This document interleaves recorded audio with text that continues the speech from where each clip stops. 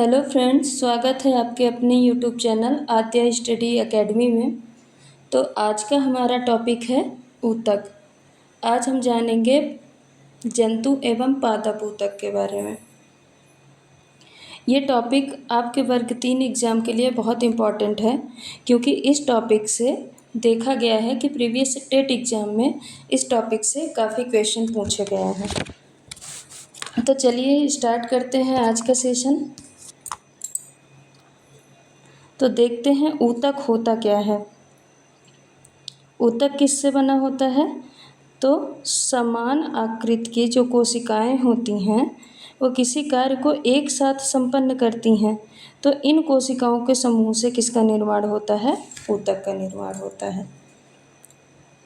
यानी सेल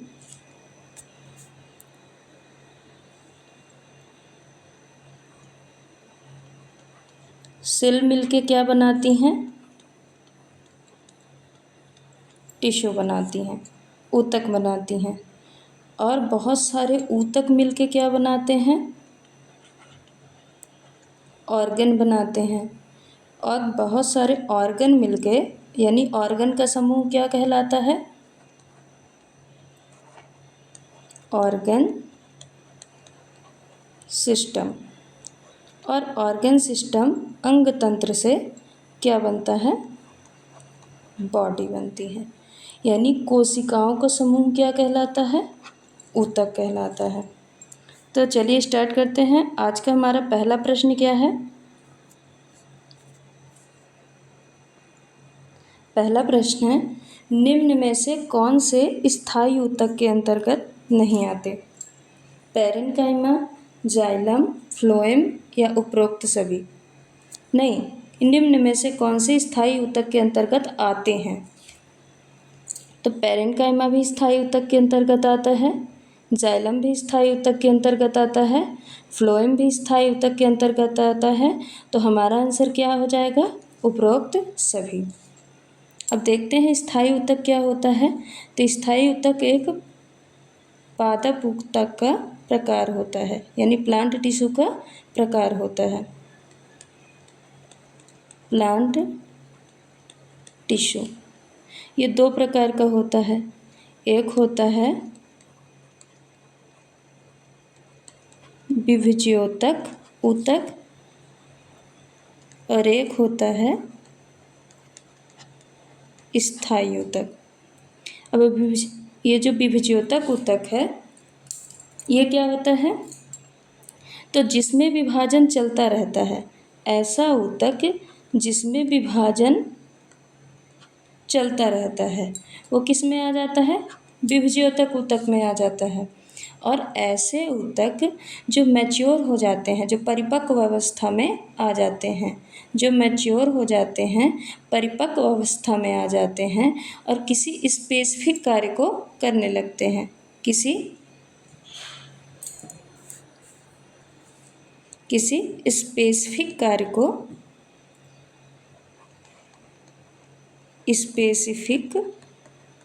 कार्य को करने लगते हैं, तो वो किस में आ जाते हैं?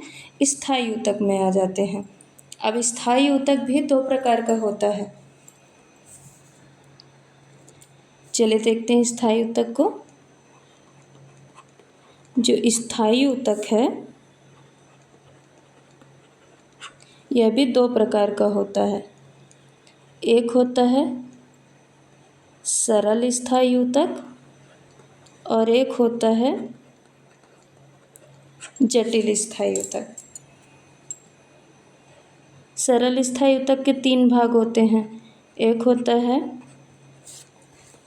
पैरेन्काइमा, एक होता है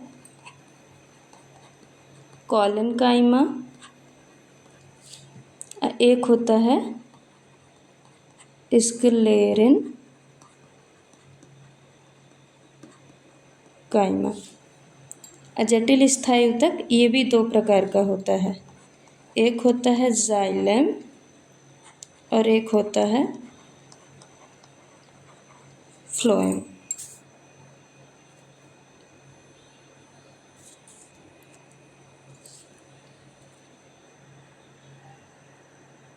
अब अगला क्वेश्चन क्या है,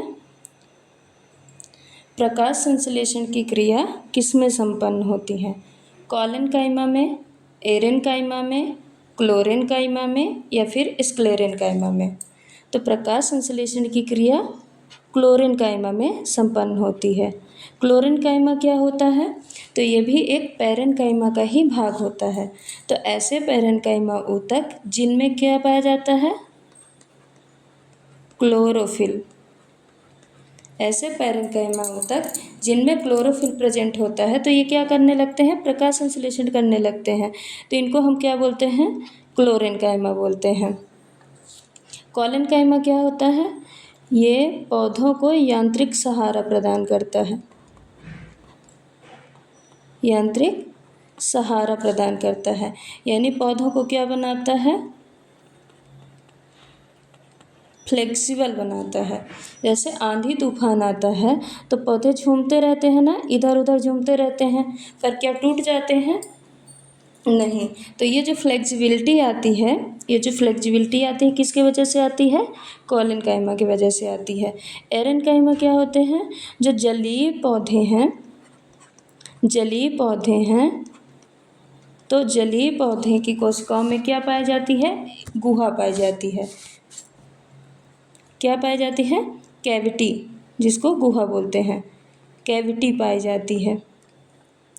ये कैविटी क्या करती है, पौधों को उत्प्लावक बल प्रदान करती है, उत्प्लावक बल प्रदान करती है, जिससे क्या करते हैं, पौधे जल में तैरते रहते हैं। तो एरेनकाइमा क्या करता है, ये पौधों को जल में तैरने में सहायक बनाता है। स्क्लेरेनकाइमा क्या होता है, ये मृत कोशिका का आवरण होता है, मृत कोशिका का आवरण होता है, मृत कोशिका का आवरण होता है, पौधों को मजबूती प्रदान करता है, ये पौधों को मजबूत बना देता है। किस में पाया जाता है, जैसे अखरोट है, नट्स है। तो कुल मिला के स्क्लेरेनकाइमा क्या करता है, ये पौधों को मजबूत बनाता है।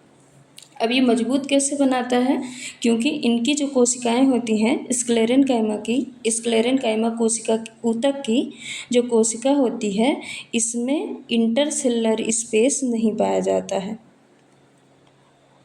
इंटरसेल्युलर स्पेस नहीं पाया जाता। जिन भी कोशिकाओं में इंटरसेल्युलर स्पेस नहीं होगा, तो वो कोशिकाएं क्या होंगी, पास पास एकदम अटैच होंगी, जिसके कारण से वो ज़्यादा मजबूत या फिर दृढ़ होती हैं। तो इसलिए स्क्लेरेनकाइमा क्या करता है, पौधों को मजबूती प्रदान करता है।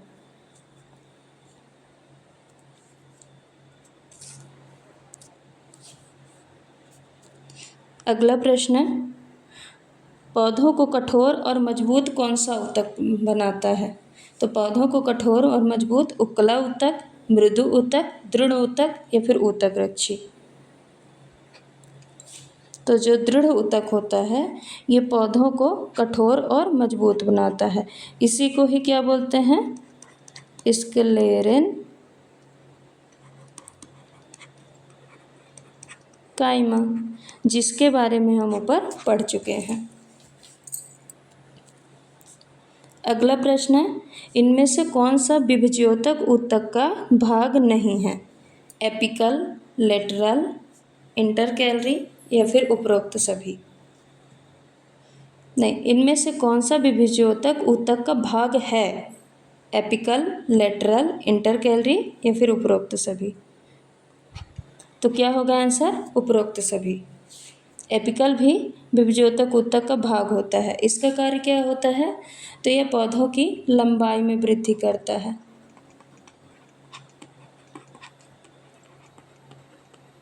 लंबाई में वृद्धि करता है।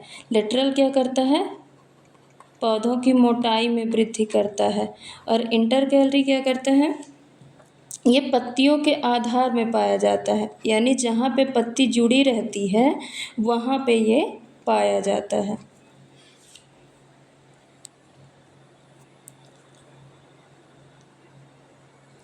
अगला प्रश्न है, एक विशिष्ट कार्य करने के लिए स्थायी रूप और आकार लेने की क्रिया को क्या कहते हैं?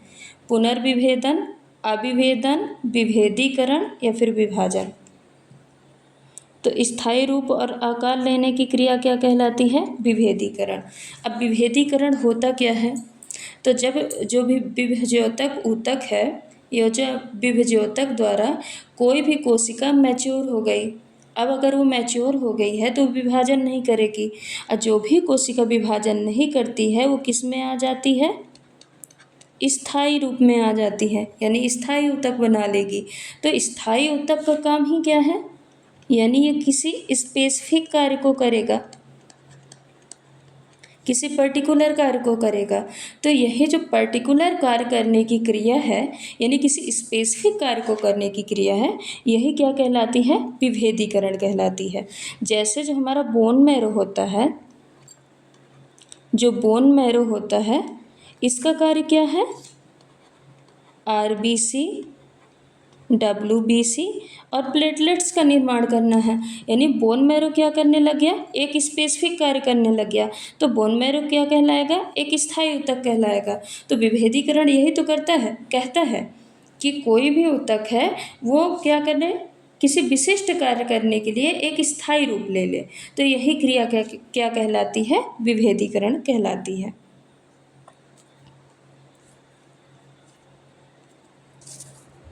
चलते हैं अगले प्रश्न पे।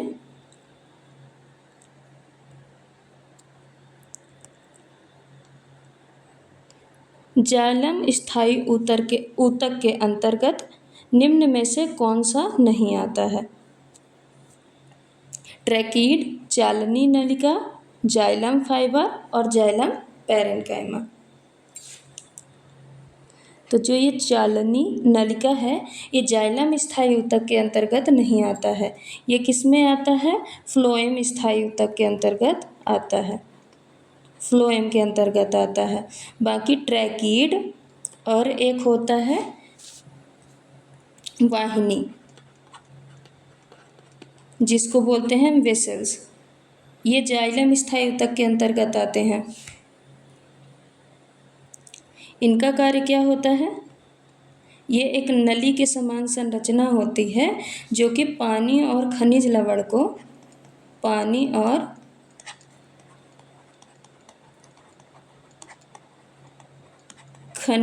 को ऊपर की ओर यानी अपवर्ड डायरेक्शन में भेजने का कार्य करती है। जाइलम फाइबर का क्या कार्य है? ये सहारा प्रदान करता है, सहारा प्रदान करता है। और जाइलम पैरेन्काइमा का कार्य क्या है? ये भोजन का संग्रहण करता है, फूड स्टोरेज का कार्य करता है, फूड स्टोरेज का कार्य करता है। चलते हैं अगले प्रश्न पे। एपिडर्मिस कोशिका पौधों की रक्षा किस प्रकार करती है? जल की हानि कम करके, बाह्य सतह पर मोम जैसी परत बनाकर, यांत्रिक आघात से रक्षा करना या फिर उपरोक्त सभी।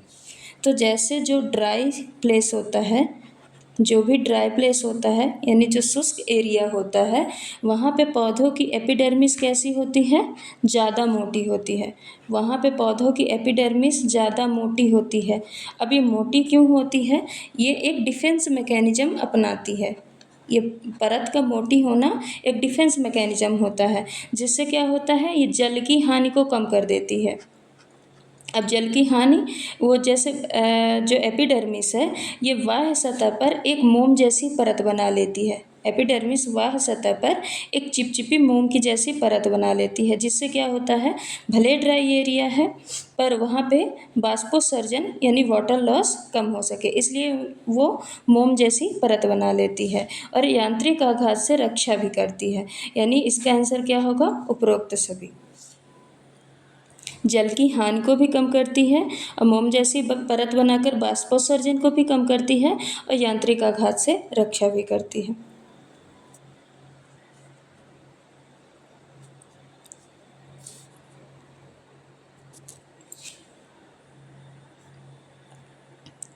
अगला प्रश्न है, जंतुओं के शरीर ढकने या बाह्य रक्षा प्रदान करने का कार्य कौन सा ऊतक करता है? संयोजी ऊतक, संयोजी होगा, संयोजी ऊतक, पेशीय ऊतक, एपिथीलियम ऊतक और तंत्रिका ऊतक।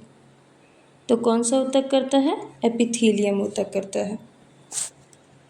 ये एकमात्र ऐसा ऊतक है जिसकी कोशिका नियमित स्तर में पाई जाती है।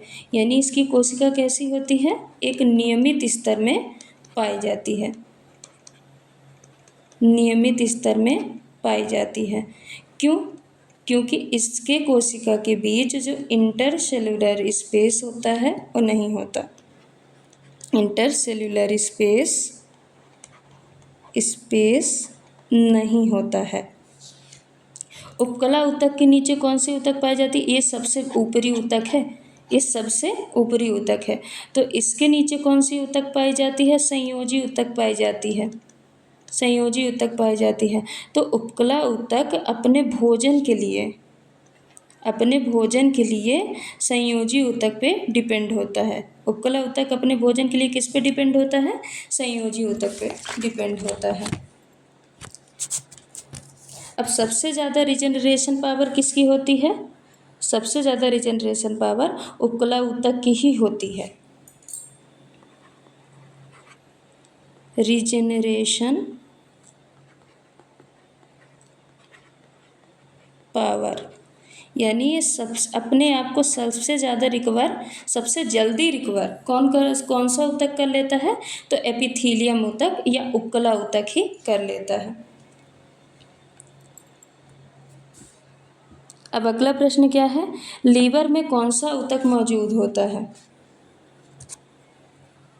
संयोजी ऊतक, पेशीय ऊतक, उपकला ऊतक या फिर इनमें से कोई नहीं? तो कौन सा ऊतक मौजूद होता है लीवर में? उपकला ऊतक, जिसको हम क्या बोलते हैं? एपिथीलियम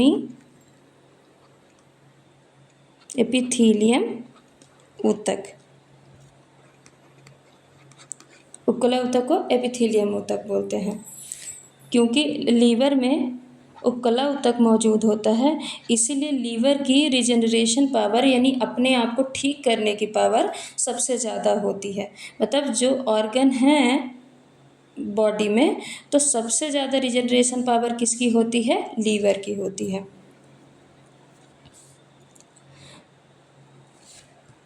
अगला प्रश्न है, दो अस्थियों को आपस में एक दूसरे से किस संयोजी ऊतक द्वारा जुड़ी होती हैं? दो अस्थियां आपस में किस संयोजी ऊतक द्वारा जुड़ी होती हैं? टेंडन द्वारा यानी कंडरा, लिगामेंट द्वारा, उपास्थि द्वारा और एरियोलर ऊतक द्वारा। तो आंसर क्या होगा? बी, लिगामेंट द्वारा। यानी बोन टू बोन कौन जोड़ता है? बोन टू बोन जोड़ता है लिगामेंट। और टेंडन क्या करता है?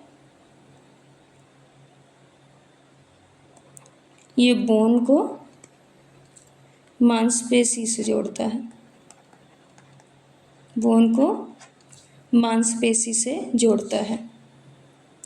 लिगामेंट कैसा होता है? लचीला और मजबूत होता है, लचीला और मजबूत होता है। उपास्थि कैसी होती है? उपास्थि क्या होती है? अस्थियों के जोड़ों को चिकना बनाती है। उपास्थि का कार्य क्या है? ये अस्थि के जोड़ों को चिकना बनाती है। ये जो अस्थि के जोड़ हैं उनको चिकना बनाती है, उनको चिकना बनाती है। उपास्थि पाई कहाँ कहाँ जाती है? तो ये नाक में, कान में, कंठ में, इन सब जगह प्रेजेंट होती है। नाक में, कान में और कंठ में, इन सब जगह क्या प्रेजेंट होती है? उपास्थि प्रेजेंट होती है।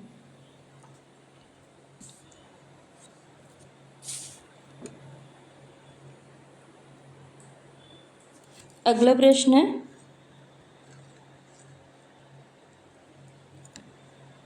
एरियोलर संयोजी ऊतक कहाँ पाया जाता है? त्वचा और मांसपेशियों के बीच में, रक्त नलिका के चारों ओर, नसों और अस्थि मज्जा में, या फिर उपरोक्त सभी। तो एरियोलर संयोजी ऊतक इन सभी जगह पाया जाता है। एरियोलर संयोजी ऊतक का कार्य क्या होता है? तो ये अंगों के भीतर जो खाली जगह होती है, यानी जो खाली जगह होती है अंगों के भीतर, उसको भरने का काम करता है। खाली जगह में भरने का काम करता है। और क्या कार्य है इसका? आंतरिक अंगों को सहारा देता है। अंगों को सहारा देता है। जो आंतरिक अंग हैं उनको सहारा देता है और ऊतक की मरम्मत करने में भी सहायता करता है। क्या करता है? ऊतक की मरम्मत, यानी रिकवरी करने में सहायता करता है। तो एरियोलर संयोजी ऊतक कहाँ कहाँ पाया जाता है? त्वचा और मांसपेशियों के बीच में, यानी जो खाली जगह होती है उसको भर देता है। रक्त नलिकाओं के चारों ओर भी पाया जाता है। नसों और अस्थि मज्जा में भी पाया जाता है। अगला प्रश्न है हमारा, पौधों में शीर्षस्थ विभज्योतक ऊतक का कार्य क्या है? जड़ और तनों की लंबाई में वृद्धि करना, तनों की मोटाई में वृद्धि करना, मूल में वृद्धि करना, या फिर उपरोक्त सभी। तो शीर्षस्थ हम देखे हैं एपिकल जो विभज्योतक ऊतक होता है, एपिकल विभज्योतक ऊतक, इसका कार्य क्या है? तो ये जड़ और तनों की लंबाई में वृद्धि करता है और मोटाई में और मूल में वृद्धि करने का काम किसका होता है? जो लेटरल ऊतक होती है, यानी जो पार्श्वीय विभज्योतक ऊतक होती है, उसका कार्य क्या होता है? तनों की मोटाई में वृद्धि करना और मूल में वृद्धि करना।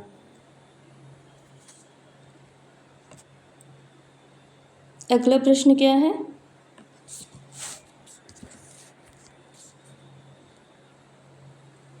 हमारे शरीर में गति के लिए कौन सा ऊतक उत्तरदायी होता है?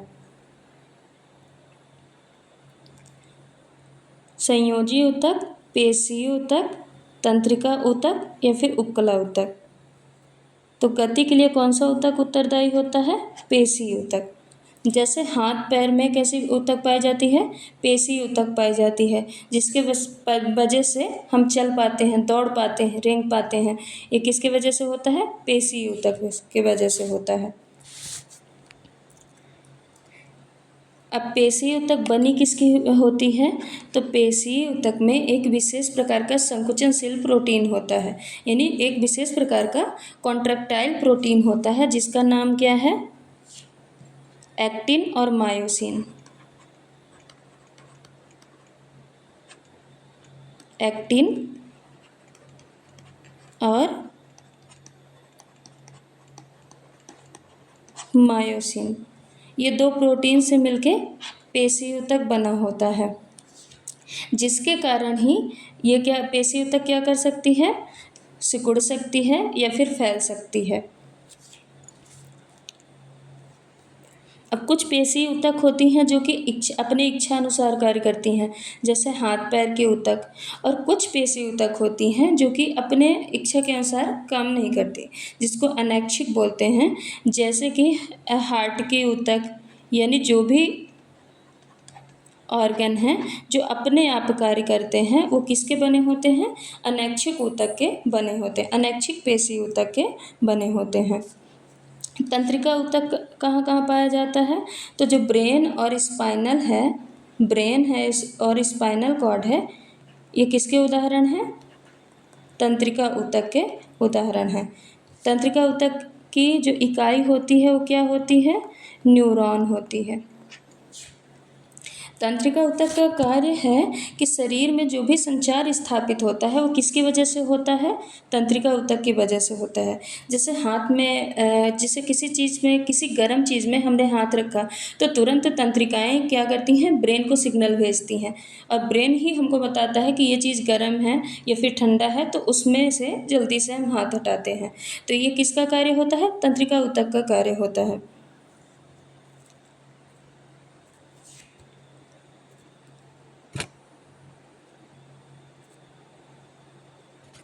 चलते हैं अगले प्रश्न पे।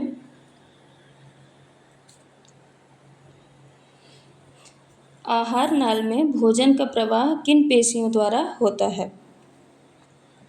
चिकनी या अनैच्छिक पेशी द्वारा, ऐच्छिक पेशी द्वारा, उपरोक्त दोनों, या इनमें से कोई नहीं?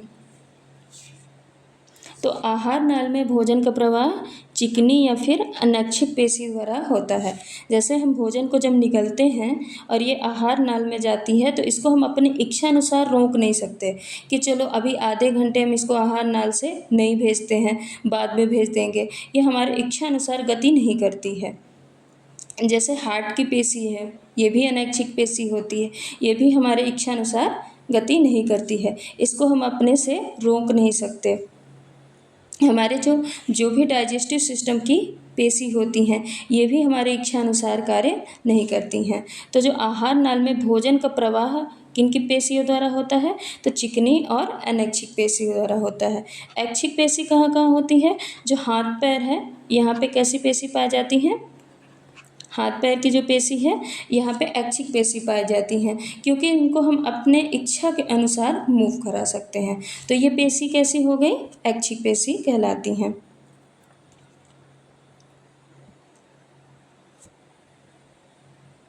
अगला प्रश्न क्या है? स्क्लेरेनकाइमा की भित्ति किसकी उपस्थिति के कारण मोटी होती है? पेक्टिन, लिग्निन, सेल्यूलोज और प्रोटीन। तो स्क्लेरेनकाइमा की भित्ति लिग्निन प्रोटीन के कारण मोटी होती है।